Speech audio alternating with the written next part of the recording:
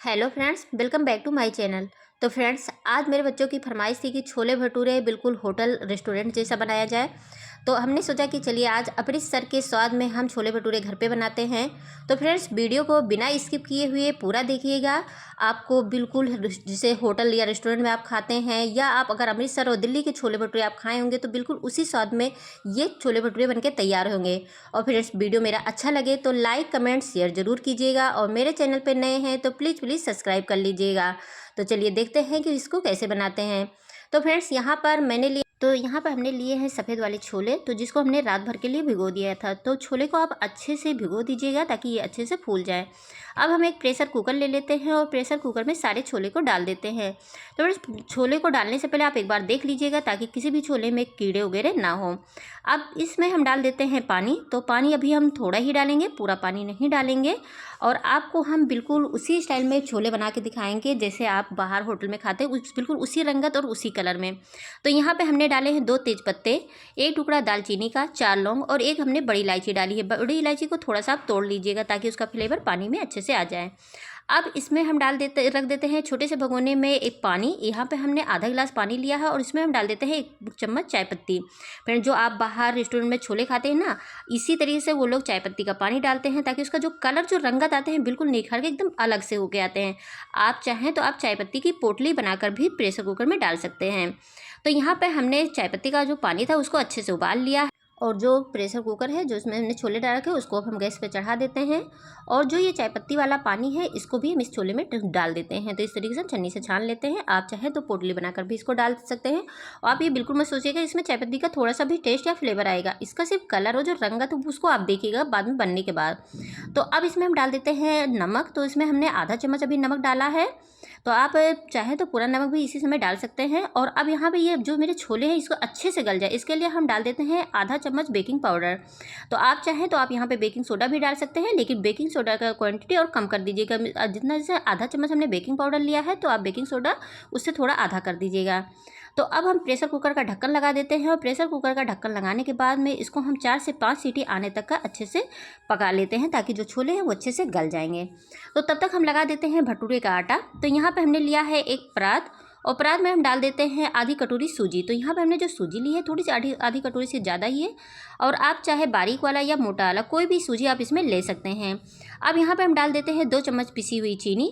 पिसी चीनी डालें या आप खड़ा ही डाल सकते हैं, अगर वो अच्छे से बाद में गल जाते हैं, लेकिन आप पीस कर अगर डालते हैं तो काफ़ी अच्छे से वो मिक्स हो जाते हैं। अब इसमें हम डाल देते हैं आधा चम्मच नमक, और आधा चम्मच हम इसमें डाल देते हैं बेकिंग पाउडर। तो जो चीनी हम डालते हैं, चीनी से जब ये हम भटूरे बनाएंगे उसका जो रंगत है, कलर काफ़ी अच्छा आता है। अब इसमें हम डाल देते हैं सूजी में दही, और दही मिलाकर हम सूजी में अच्छे से मिक्स कर देते हैं ताकि जो सूजी है ये अच्छे से फूल जाए। आप इस तरीके से पहले दही और सूजी मिला लीजिएगा, उसके बाद में आप बनाइएगा। फिर देखिएगा जो आपके भटूरे बनेंगे बिल्कुल जालीदार, एकदम सॉफ्ट बन के तैयार होंगे। तो अब यहाँ पर हमने जो सूजी है उसको दही में अच्छे से मिला दिया है। अब इसको हम ढक के रख देते हैं 10 मिनट के लिए। तो 10 मिनट हो गए हैं। 10 मिनट में सूजी अच्छे से फूल गया है। अब हम इसमें मैदा डाल देते हैं।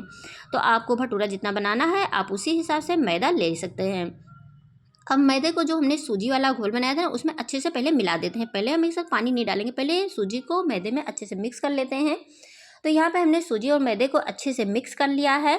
अब इसमें हम डाल देते हैं पानी। तो पानी डालकर इसका हमें एक अच्छे से मिलाना है। हमको बहुत ज़्यादा सख्त हाथों से इसका डो दबा दबा के नहीं लगाना है। आप इसको हल्के हाथों से सिर्फ अच्छे से मिला लीजिए ताकि जो ये आटे हैं, मैदे वगैरह, वो अच्छे से मतलब एक साथ में मिक्स हो जाएंगे। तो इसी तरीके से आप देख सकते हैं कि यहाँ पर देखिए हमने सारे मैदे को अच्छे से मिक्स करके रख लिया है। अब इसको हम कम से कम 5 से 7 मिनट तक इसी तरीके से हम उठा कर इसको पटकेंगे। तो आप देख सकते हैं कि इसी तरीके से आपको हाथों से उठा कर इसको अच्छे से पटकना है ताकि इसमें एक ईयर भर जाए। जब इसमें ईयर भर जाते हैं, जैसे कि सबकी शिकायत होती है कि जब हम भटूरे बेलते हैं तो वो बाद में सिकुड़ जाते हैं, छोटे हो जाते हैं। तो आप इस तरीके से इसको 5 से 7 मिनट तक अच्छे से पटकिए। ये चिकने भी हो जाएंगे, इसमें ईयर भी भर जाएंगे, और जो आपके भटूरे बनेंगे काफ़ी अच्छे से सॉफ्ट बनेंगे, और बेलने के बाद में वो बिल्कुल भी नहीं सिकुड़ेंगे। तो आप देखते हैं कि जिस तरीके से इसको हम जितने देर से पटकते जा रहे हैं वैसे ये चिकने होते जा रहे हैं। देखिए परात भी एकदम से साफ हो गए हैं, कितने अच्छे से सॉफ्ट और लचीले हो गए हैं। तो बिल्कुल आपको इसी तरीके से भटूरे का आटा लगाना है। और आटा जो भटूरे का आप लगाइए थोड़ा सॉफ्ट ही लगाइएगा, बहुत ज़्यादा सख्त नहीं लगाइएगा। तो अब इसके ऊपर से हम तेल लगा देते हैं और तेल लगाकर इस तरीके से अच्छे से मिला देते हैं। और मिलाने के बाद से इस आटे को हम कम से कम 2 से ढाई घंटे के लिए रेस्ट पे रखेंगे। तो आप ये ध्यान रखिएगा कि जब भी आप भटूरे का आटा लगाइए तो इसको 2 ढाई घंटे के लिए आप इसको रेस्ट पे रख दीजिए। तो अब हम देख लेते हैं अपने छोले। तो यहाँ देख लीजिए कि छोले मेरे अच्छे से गल गए हैं। तो एक चम्मच ले लेते हैं, हम आपको दिखा देते हैं हाथों से इसको मैश करके कि कितने अच्छे से देखिए गल गए हैं। ये देखिए, ये जो छोले हैं ये काफ़ी अच्छे से गल गए हैं। अब ये जो तेज पत्ते और दालचीनी है इनको निकाल कर हम बाहर कर देते हैं। आप चाहें तो आप इसमें रखे रह सकते हैं, लेकिन आप इस तरीके से अलग कर दीजिए इसको। अब हम मसाले बना लेते हैं। तो यहाँ पे हमने लिया 8 से 10 कलियां लहसुन के ले लेते हैं, 2 प्याज ले लेते हैं, 4 टमाटर ले लेते हैं, 1 छोटी इलायची ली हमने, थोड़ी सी जावित्री ली है, 2 हमने लौंग लिए हैं, 4-5 दाने हमने इसमें काली मिर्च के लिए हैं, 1 टुकड़ा हमने इसमें दालचीनी का लिया है, थोड़ा सा जीरा लिया है। इन सभी मसालों को हम अच्छे से पीस लेते हैं। अब हम गैस पर एक कढ़ाई रख देते हैं। कढ़ाई में डाल देते हैं हम 2 चम्मच सरसों का तेल। तो यहाँ पे आप हो सके ज़्यादा तो सरसों के तेल में ही छोले बनाइए, काफ़ी टेस्टी बनके तैयार होते हैं। अब यहाँ पे हमने डाल दिया है 1 चम्मच अजवाइन, थोड़ी सी हमने इसमें हींग डाल दी है और एक हमने इसमें डाल दिया है तेज़पत्ता। अब जो हमने प्याज और गरम मसाले बना के तैयार किए थे पीस के, उसको हम इस तेल में डाल देते हैं और डालने के बाद में इसको हम तो भून लेते हैं अच्छे से।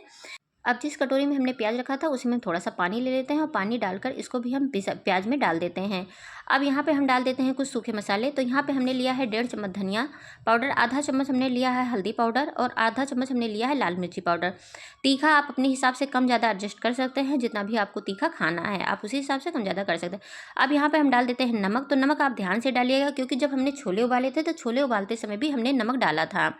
और अब यहाँ पे हम डाल देते हैं आधा चम्मच गरम मसाला और इन सभी मसालों को हम अच्छे से मिला देते हैं ताकि जो प्याज में है ये मसाले अच्छे से मिक्स हो जाएं। अब 1 मिनट के लिए हम धीमी आंच पर इस मसाले को अच्छे से भून लेते हैं। तो आप यहाँ देख सकते हैं कि 1 मिनट हो गए हैं। ये देखिए मसालों ने अच्छे से तेल छोड़ दिया है और ये मसाले मेरे काफ़ी अच्छे से भुन गए हैं।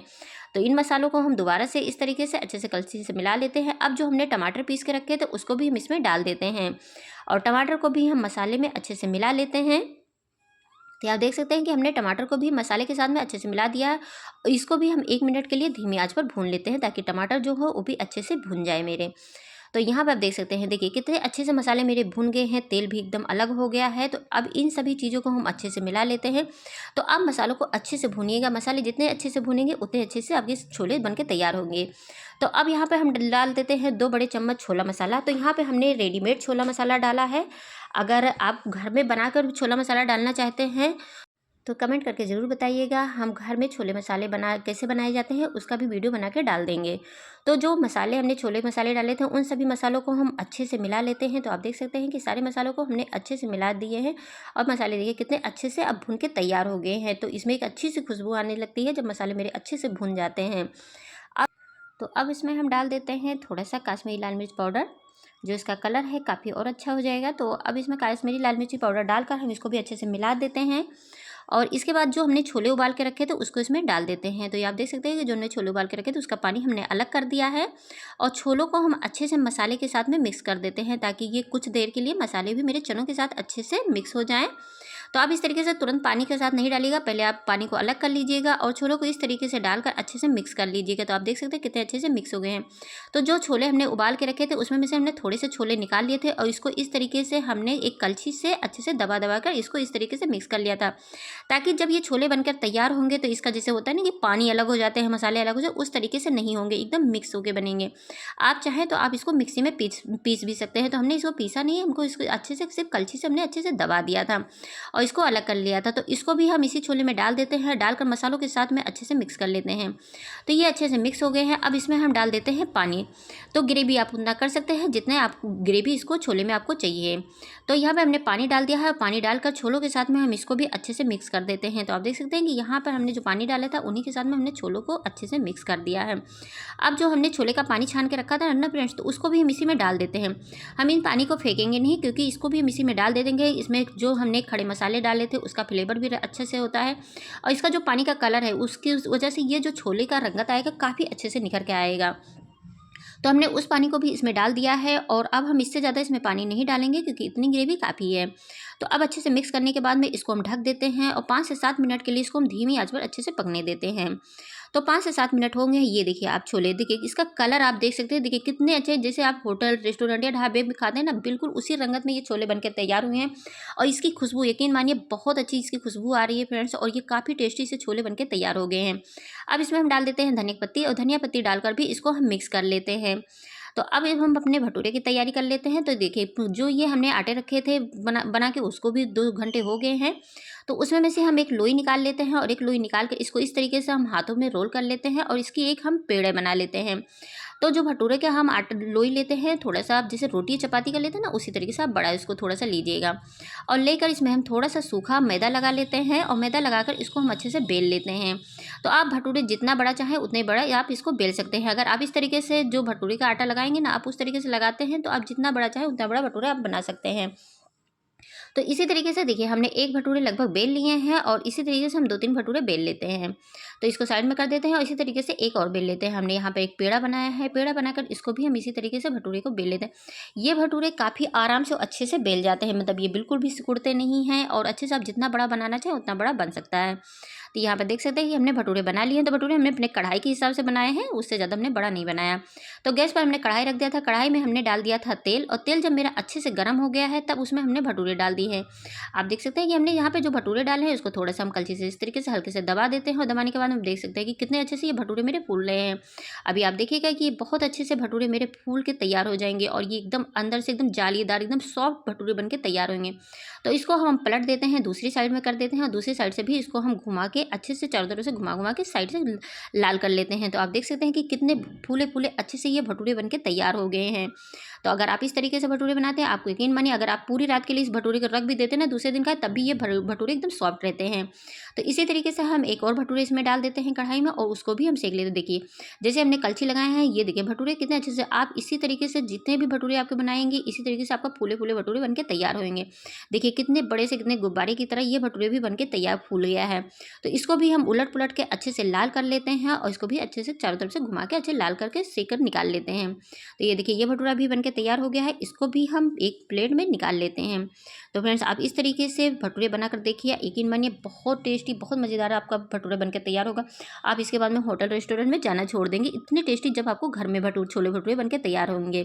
तो ये देखिए बहुत टेस्टी से छोले भटूरे बन के मेरे तैयार हो गए हैं। तो फ्रेंड्स आप भी इस रेसिपी को एक बार बना के ज़रूर ट्राई कीजिए, और वीडियो अच्छा लगे तो लाइक कमेंट शेयर जरूर कीजिएगा, और मेरे चैनल पर नए हैं तो प्लीज़ सब्सक्राइब कर लीजिएगा। Thank you for watching my video. Thank you.